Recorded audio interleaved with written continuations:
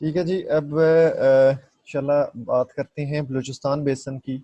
थोड़ा सा ओवरव्यू आपने देख लिया कि पाकिस्तान में जो एक्सप्लोरेशन एक्टिविटीज़ हैं वो इंडस बेसन में काफ़ी एक्सटेंसिव किस्म की हैं, और बलूचिस्तान बेसन में वो उस तरह से नहीं है जिस तरह से इंडस बेसन को आपने देखा। थोड़ा सा जो आज का हमारी प्रेजेंटेशन है, उसके जो कंटेंट्स हैं, हम थोड़ा सा इंट्रोडक्शन पढ़ेंगे बलूचिस्तान बेसन के बारे में, जो कुछ अभी आपको थोड़ा सा मैंने दिखा भी दिया। उसके बाद इसकी टेक्टोनिक्स को थोड़ा सा टच करेंगे, स्ट्रक्चरल एलिमेंट्स क्या हैं, और सेडिमेंटेशन जो हमारे पास टाइम स्पेन था वो कहाँ से कहाँ तक था। उसके बाद थोड़ा सा पेट्रोलियम पोटेंशियल, जब हम इसकी स्ट्रेटिग्राफी डिस्कस करेंगे तो साथ साथ जो अगर फॉर्मेशन जिसमें कोई हमारे पास रेजर्वायर प्रॉपर्टीज होंगी, उसकी करेक्टरिस्टिक्स होंगे, तो उसको भी हम साथ साथ देखेंगे। और उसके बाद जो हमारा मेन थीम है वो स्ट्रेटिग्राफी ऑफ बलूचिस्तान को अंडरस्टैंड करना है। ठीक है। सबसे पहली बात तो ये है कि थोड़ा सा देख लेते हैं कि हमारे पास जो बलूचिस्तान बेसन है उसकी टेक्टोनिक्स क्या है। टेक्टोनिक्स को डिस्कस कर लेते हैं, फिर जो हमारे पास कुछ यहाँ पे चीज़ें लिखी हुई हैं वहाँ पे उसको देख लेते हैं। एक तो ये है कि दिस इज ऑन शोर ऑफ शोर बेसन है, जिसमें it covers around 300,000 square kilometre of the area. उसके बाद ये है कि हमारे पास जो पैलियोसीन में जो हमारे पास अ, जो जोन्स थे इंडियन प्लेट के, जो वेस्टर्न मार्जिन था इंडियन प्लेट का, वो यूरेशियन प्लेट के साथ उसकी कोलिजन हुई, और ये दोनों they are juxtaposed against each other. और जो हम कहते हैं कि चमन उरनाशनाल फॉल्ट सिस्टम में, वो initially that was convergence zone, लेकिन उसके बाद अगर आप उसको देखें तो वो हमारे पास दैट इज लेफ्ट लेटरल एक कंपोनेंट है, और जो उसकी जो मोशन है that is synchronised with the counter clockwise rotation of the Indian plate. और इंडियन प्लेट की जो नॉर्थवर्ड उसकी जो ड्रिफ्टिंग थी, वो तो हमारे पास उसके बाद जब तकरीबन जो है ईओसीन में आके हमारे पास वो कंप्लीट हुई, उसकी क्लोजन हो गई, जिसकी वजह से हमारे पास जो हिमालयन वो बने। तो जो अगर हम नीचे की तरफ देखें तो ये जो एक जोन है जिसको हम चमन उरनाशनाल फॉल्ट सिस्टम कहते हैं, बेसिकली बलूचिस्तान बेसन के बिल्कुल ईस्ट साइड पे है। ठीक है। और हमारे पास जो एक कंट्रोलिंग फैक्टर है, या एक जिसको कह सकते हैं पोस्ट ओलिगोसीन के बाद जितनी हमारे पास वहाँ पे उस एरिया में जो टेक्टोनिक्स है उनको भी कंट्रोल करता है।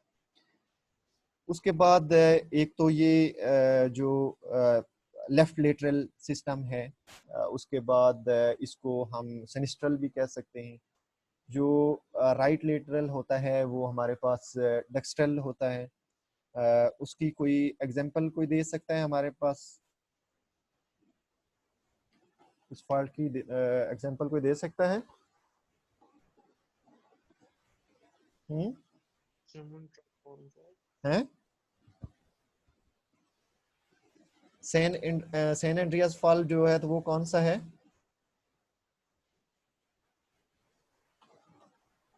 नाम सुना है कभी उसका? यस सर, नाम सुना है। यार उस पर तो मूवी भी है, वो भी आप देख सकते हैं।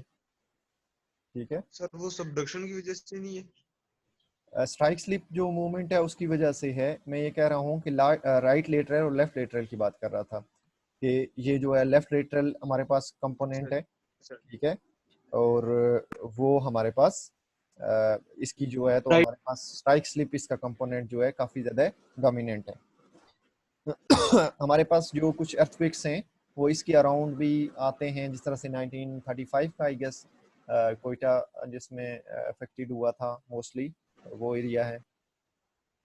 उसके बाद हमारे पास जो कंटिनेंट कंटिनेंट क्लोजन जो हमारे पास नॉर्थ साउथ पे नॉर्थ साइड पे हुई थी, that was started in Eocene.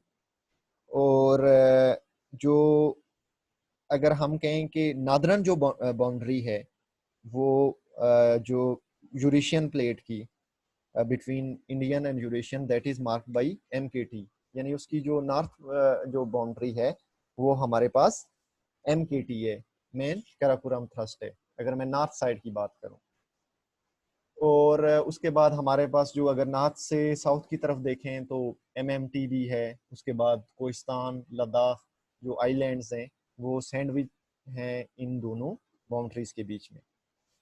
उससे थोड़ा सा अगर हम नीचे जाएं तो हमें ये चमन उरनाश नाल फॉल्ट सिस्टम मिलता है। और हम ये कह सकते हैं कि ये जितने जो इवेंट्स थे ये इनको सिंक्लोइनल इवेंट्स कहते हैं, कि इनका जो एक जिसको कहते हैं स्टाइल है या इनकी जो स्ट्रक्चरल कन्फिग्रेशन है या टेक्टोनिक कन्फिग्रेशन है वो थोड़ी सी डिफरेंट है, लेकिन ये साइमल्टेनियसली जो है तो हमारे पास हो रहे थे। ठीक है, सिंक्लोइनल इसलिए कह सकते हैं कि वहाँ पे भी हो रही थी और वहाँ पे जो साउदर्न साइड है वहाँ पे भी एक हमारे पास बाउंड्री थी जो एक्टिव थी। और शुरू में मैंने आपको दो एक्टिव बाउंड्रीज पाकिस्तान की बताई थी, एक जो है नॉर्थ साइड पे है and the second one is in the south side. अच्छा, दूसरा ये है कि नॉर्थ साइड साइड जो साइड थी दैट वाज हेड ऑन क्लोयन थी, जिसकी वजह से हमारे पास माउंटेन्स वगैरह बने।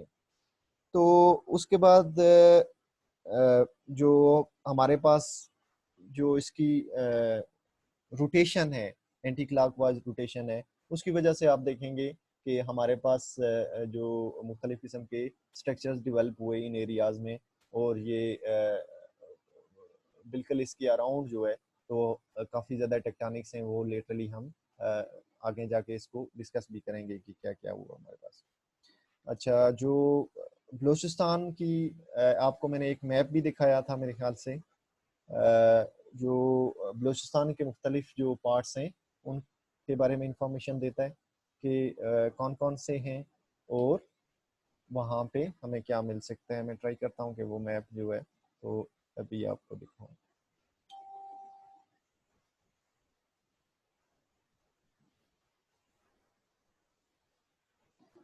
ये मैप था, ठीक है, और ये हमारे पास एरिया है बलूचिस्तान का। ये उरनाशनल फॉल्ट है जो यहाँ से चमन ट्रांसफॉर्म फॉल्ट और उरनाशनल फॉल्ट सिस्टम है जो यहाँ तक आता है। तो ये बेसिकली आप इसको कह सकते हैं कि ये बलूचिस्तान बेसन के और इंडस बेसन के बिल्कुल बिल्कुल यानी एक जॉइनिंग पोजीशन पे है या वेल्डिंग पोजीशन पे है इन दोनों बेसन के बीच में। अच्छा, ये जो एरिया है इसको कहते हैं चागी का एरिया है। ये 1A जो है that is Chagai magmatic arc. ठीक है, ये जो एरिया है बिल्कुल बलूचिस्तान बेसन के नॉर्थ का जो एरिया है, इरेप्टिव जोन भी इसको कहते हैं इन तीनों को। और जो 1B है उसको कहते हैं सैंडक दिलबंदीन ट्रफ। ठीक है, और ये जो C है that is Roscoe uplift block कहते हैं इसको। और दूसरा जो है माशखेल ट्रफ इसको कहते हैं, ये जो D वाला है माशखेल ट्रफ है ये। ठीक है, ये इरप्टिव जोन में इसको कह सकते हैं, चागी मैग्मेटिक आर्क है। उसके बाद ये है कि हमारे पास ये जो एरिया है ये मकरान का मकरान फ्लैश बेसन इसको कहते हैं। ठीक है, मकरान फ्लैश बेसन, कुछ इसमें जो पार्ट है सेंट्रल मकरान का है और ये कोस्टल मकरान जोन है या मकरान कोस्टल ट्रफ भी इसको कहते हैं। ठीक है, तो ये ओवरऑल इसकी एक स्ट्रक्चरल कंपोनेंट्स हैं। आप इसको देख सकते हैं कि काफ़ी ज़्यादा हेट्रोजेनियस है और मेनली हमें यहाँ वाल्केनिक्स भी मिलते हैं। उसके बाद हमारे पास क्लास्टिक रॉक्स जो हैं वो भी ज़्यादा हैं, मेनली क्लास्टिक ही हैं। और उसके बाद हमारे पास इसमें जो वाल्केनिक्स वगैरह आपको मिलते हैं। उसके बाद अगर मैं बात करूं सेडिमेंटेशन की, सेडिमेंटेशन का एक हमारे पास कंटेंट था हमारी प्रेजेंटेशन में। तो सेडिमेंटेशन आप देख सकते हैं यहाँ पे, इसकी कोई और पिक्चर देखते हैं।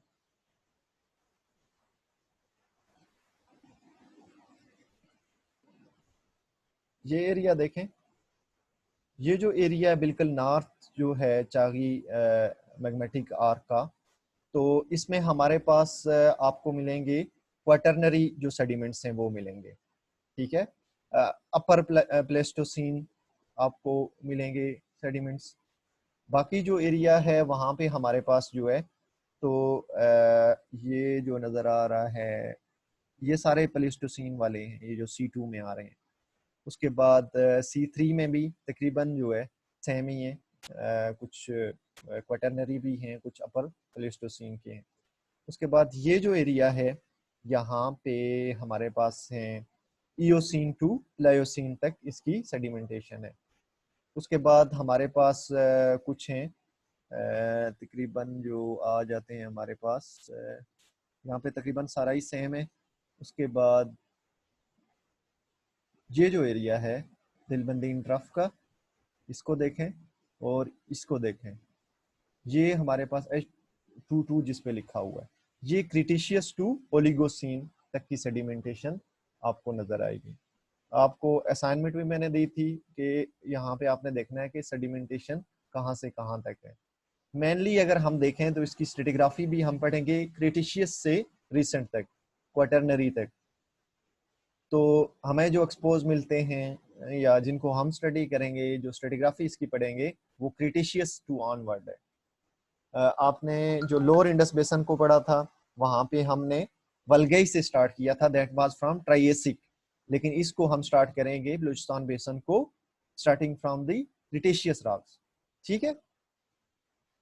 तो ये इसका एक ओवरऑल ओवरव्यू था इसकी टेक्टोनिक्स का। ये यूरेशियन पार्ट का हिस्सा है, ठीक है, बलूचिस्तान बेसन। बाकी इसमें जो फील्ड्स वगैरह हैं दो चार मैंने आपको दिखा दी, जो इसका बाकी पेट्रोलियम जो इसका है पोटेंशियल, तो वो डिस्कस करेंगे।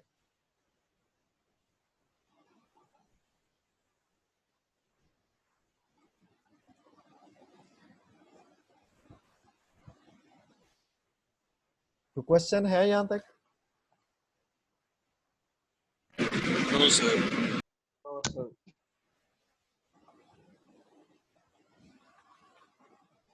सही है। अच्छा, एक तो ये है कि यहाँ पे हमारे पास ईस्ट की साइड पे चमन ट्रांसफॉर्म जोन है, एंड द वेस्टर्न साइड जो है तो हमारी वो ईरान तक एक्सटेंड करती है। और थोड़ा सा इसमें बहुत ज़्यादा डिफरेंस है इंडस बेसन से, इसकी जियोलॉजिकल हिस्ट्री डिफरेंट है क्योंकि इसकी Eurasian, it's a part of Eurasian plate. उसके बाद आर्क ट्रेंच सिस्टम आपको बताया था कि इसमें हमारे पास आर्क ट्रेंच, एक टर्म यूज की थी arc trench gap sediment system. जब शुरू के कुछ हम जियोलॉजी ऑफ पाकिस्तान को डिस्कस कर रहे थे या टेक्टोनिक्स ऑफ पाकिस्तान को डिस्कस कर रहे थे, तो ये टर्म यूज हुई थी आर्क ट्रेंच गैप सिस्टम, ठीक है। तो ये क्या है?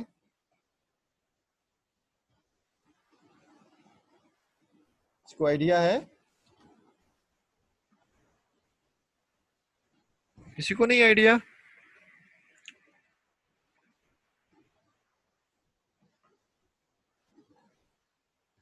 हेलो, सर ये स्क्रीन नहीं शो हो रही है आपकी वजह से। स्क्रीन नहीं शो हो रही?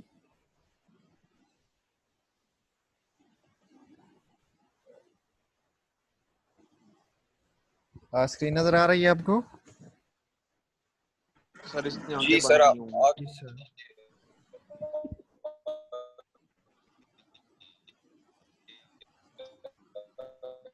अच्छा, हमारे पास ये है कि जो आर्क ट्रेंच का जो सिस्टम होता है वो ये है कि जब भी हमारे पास जो सबडक्शन होती है, तो एक जो डाउनवर्ड मूविंग जो स्लेब होती है दैट मेल्ट्स, एंड वहाँ पे हमारे पास वाल्केनोज, वाल्केनिक आर्क्स जो है तो प्रोड्यूस होती हैं।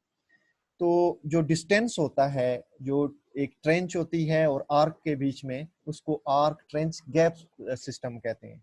और वो डिपेंड करता है कि हमारे sir pass angle of subduction क्या है। जी जी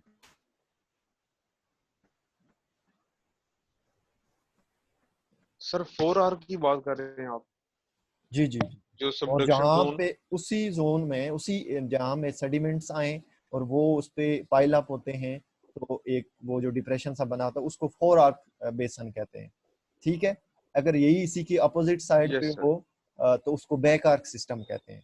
ठीक है, जिस तरह से हमारे पास यस सर। सर जो जी बता। डिपेस्ट जो हमारे पास वो ट्रेंच है वो कौन सी है? मकरान सब Mariana trench. Mariana Haryana trench. Train. ठीक है, मरियाना ट्रेंच है। उसके बाद हमारे पास ये है कि यहाँ पे ये इस तरह का सिस्टम डेवलप हुआ है क्योंकि हमारे पास जो अराबियन प्लेट थी, ओशियानिक प्लेट थी, वो that was subducting beneath the continental margin of the Eurasian plate. ठीक है, ये आप लोग इसकी जो जियोलॉजी है, ये जिसको कहते हैं डिटेल में आप नेक्स्ट जो सब्जेक्ट है जियोलॉजी ऑफ पाकिस्तान, उसमें आप पढ़ेंगे। वो जियोलॉजी ऑफ पाकिस्तान होनी तो पहले इस सेमेस्टर में चाहिए, लेकिन चलें जो भी है। उसके बाद ये जो आर्क ट्रेंच सिस्टम है, इसको मकरान ट्रेंच या कोस्टल मकरान डिप्रेशन जो है, उसके बाद एक्रिशनरी जो प्रिज्म है, और हरान का जो एरिया है, रास्को आर्क है, ये सारी इसकी सब डिवीजन है। जितना आर्क ट्रेंच सिस्टम है, इसको डिवाइड किया गया है मुख्तलिफ किस्म की आर्क्स में, डिपेंडिंग ऑन द एरियाज के चागी कहाँ पे है, दिलबंदी ट्रफ कहाँ पे भी है, और पंजगुर है उसको भी अभी देखेंगे। तो ये इनको मुख्तलिफ आर्क ट्रेंच गैप सिस्टम को डिवाइड किया गया डिफरेंट एरियाज में। अच्छा, तो जो मकरान कोस्ट का एरिया है, हमारे पास जो वहाँ पे अच्छी खासी आपको स्ट्रक्चर्स भी मिलते हैं, फोल्डेड हैं और बहुत सारे फॉल्ट्स हैं। और उसकी एक वजह यह है कि ये एक्सटेंड करता है east of the Oman line तक के हमारे पास जो बाद में जो इसके ऊपर जो सेडिमेंट्स आके डिपॉजिट हुए, वो हमारे पास जब क्लोयन हुई नॉर्थ की साइड पे, उसके बाद जो इसका जो सेडिमेंट्री कवर था, जो रिसेंट सेडिमेंट्स थे, प्लेस्टोसीन के थे या प्लायोसीन के थे, वो उसके ऊपर आके डिपॉजिट हुए। ठीक है, बाकी जो उसके जो हमारे पास जो ओलिगोसीन तक जो उसकी सेडिमेंट्स हैं, वो उसी तरह से हमें वो स्ट्रक्चर्स वहाँ पे एक्सपोज भी नजर आते हैं। This is the widest system, arc trench system in the world. ठीक है, और उसके बाद एक जो इसकी एग्जांपल है न्यूजीलैंड में है और गल्फ ऑफ अलास्का में है।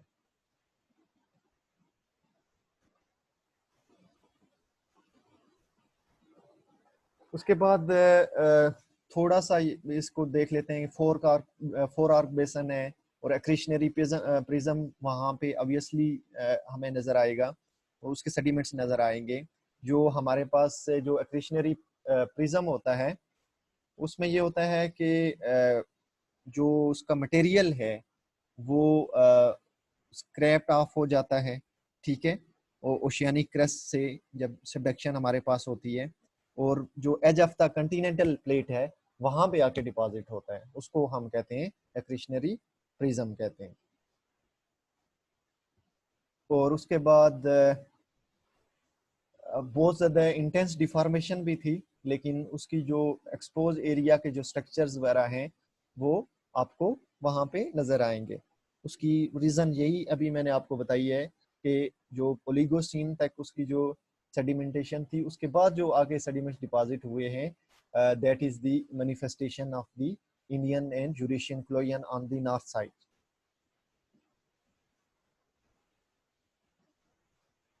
अब थोड़ा सा हम देख लेते हैं कि हमने अभी स्टेडिग्राफी में जो मेन हमारा जो टॉपिक है उसमें क्या करना है। उसमें ये है कि इसकी जो स्टेडिग्राफी स्टार्ट होती है वो हमारे पास क्रिटेशियस से स्टार्ट होती है। ठीक है, बाकी हमारे पास जो इससे पहले हमने लोअर इंडस बेसन की पढ़ी, वो हमारे पास ट्राइएसिक से स्टार्ट हो रही थी। उससे हमने जो अपर इंडस बेसन की पढ़ी, वो हमारे पास फॉर्मेशन जो एक्सपोज हमें मिल रही थी, those were from pre Cambrian. इसका ये मतलब नहीं कि यहाँ पे ओल्डेस्ट नहीं होंगी, लेकिन ये है कि यहाँ पे ना ही अभी एक्सपोज नज़र आई हैं, और ड्रिल जो हुई हैं वो उसकी ज़्यादा सब सरफेस स्ट्रेटिग्राफी का ज़्यादा हमारे पास वो मटेरियल नहीं है कि जो मैं आपको बता सकूँ। ठीक है, जो सरफेस स्ट्रेटिग्राफी है वो यही है कि हमारे पास क्रिटेशियस से लेके रिसेंट तक है, क्वाटरनरी तक है।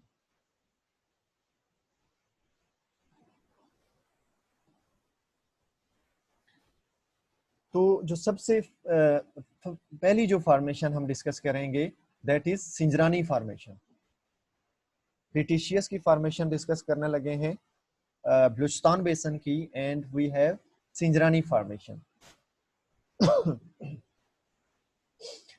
ये जो बिल्कुल इसका इरप्टिव जोन है, ठीक है, नॉर्थ जो बलूचिस्तान की साइड पे है वहां पे एक्सपोज है, ठीक है, चागी और रास्को का जो एरिया है वहां पे, और इसकी जो लिथोलॉजी है दैट इज शेल, सैंडस्टोन और लाइमस्टोन है हमारे पास, और कुछ हमारे पास इसके कंग्लोमरेट्स हैं, जो वॉल्केनिक कंग्लोमरेट्स हैं, जो दैट इज द डोमिनेंट जो रॉक टाइप्स हैं वो वहां पे हैं, वॉल्केनिक्स, और हमारे पास कंग्लोमरेट्स हैं, शेल, सैंडस्टोन और लाइमस्टोन है, जो मैं पहले आपको कह चुका हूँ कि हमारे पास मैक्सिमम इस एरियाज में जो क्लास्टिक आपको रॉक्स मिलेंगी आपको। इसकी जो थिकनेस है दैट इज अराउंड 1200 मीटर, और जो इसका लोअर पार्ट है दैट इज नॉट एक्सपोज, इसलिए हमने सिंजरानी फॉर्मेशन से स्टार्ट किया है। सिंजरानी फॉर्मेशन के बाद जो क्रिटेशियस में जो सेकंड फॉर्मेशन है हमारे पास उसको कहते हैं हुमई फॉर्मेशन। एक होगी Sinjrani and the second one of Cretaceous is Humai formation. इसमें लाइमस्टोन है, शेल है, सिल्टस्टोन है, और हमारे पास वॉल्केनिक्स है। जो एक ही सेंटेंस है कि हमारे पास यहाँ पे प्रीडोमिनेटली हमारे पास जो क्लास्टिक आपको रॉक्स मिलेंगी, तो वो इन सारी चीज़ों को कवर अप कर लेता है, और उसके बाद हमारे पास नो डाउट के वॉल्केनिक्स का भी एक रोल है, और वॉल्केनिक्स हमें नजर आते हैं। और ये जो फॉर्मेशन है ये भी तकरीबन हमारे पास जो इरप्टिव जोन है या northern part of the Balochistan बेसन है वहां तक it is restricted towards north side. उसकी 300 मीटर तक जो हमारे पास एक रोड है, मेजनीन रोड, उस पे हमारे पास इसको रिपोर्ट किया गया है कि थिकनेस 300 मीटर है। उसके बाद इसका जो कंटेक्ट है सिंजरानी फॉर्मेशन के साथ दैट इज अनकन्फर्मेबल, और कुछ एरियाज हैं जहाँ पे इसका कंफर्मेबल कंटेक्ट है। यहाँ पे चागी हिल्स में इरप्टिव जोन है, यहाँ पे हमारे पास वॉल्केनिक्स वगैरह भी हैं, कंग्लोमरेट्स वगैरह भी हैं, उसकी वजह से हमारा जो इसके साथ जो कंटेक्ट है दैट इज अनकन्फर्मेबल, ठीक है, और कुछ एरियाज हैं जहाँ पे कंफर्मेबल कंटेक्ट है इसका। उसके बाद हमारे पास जो पैलियोसीन है, पैलियोसीन में हमारे पास अगर आपके पास वो टेबल हो तो आप देख सकते हैं कि हमारे पास इसमें दो फॉर्मेशन हैं, एक है Rakhshani formation and the second one is Spikan conglomerates. Spikan conglomerates हैं और ये दूसरी है रक्षानी फॉर्मेशन। अब जो रक्षानी फॉर्मेशन है वो हमारे पास चूंकि अर्ली पैलियोसीन की है उसको फर्स्ट डिस्कस करेंगे। ये भी हमारे पास जो इरप्टिव जोन है वहां तक इसकी it is restricted to northern part, और हमारे पास इसमें सैंडस्टोन है, लाइमस्टोन है, और कुछ वॉल्केनिक्स है और कंग्लोमरेट्स वगैरह है। उसके बाद हमारे पास बेसाल्टिक और एंडीसेटिक लावा भी है इसमें। अब आप लोग मुझे बताएंगे कि हमारे पास जो बेसाल्टिक और एंडीसेटिक जो लावा है उसकी कैरेक्टरिस्टिक्स क्या होती हैं।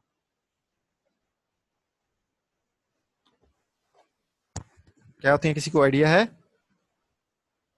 Which one moves fast? जो बसाल्टिक ओशियानिक बसाल्टिक कॉन्टिनेंटल जब बनता है वो बसाल्टिक होता है। Silica content. अच्छा, इसमें से जो फास्ट मूविंग होता है वो कौन सा होता है?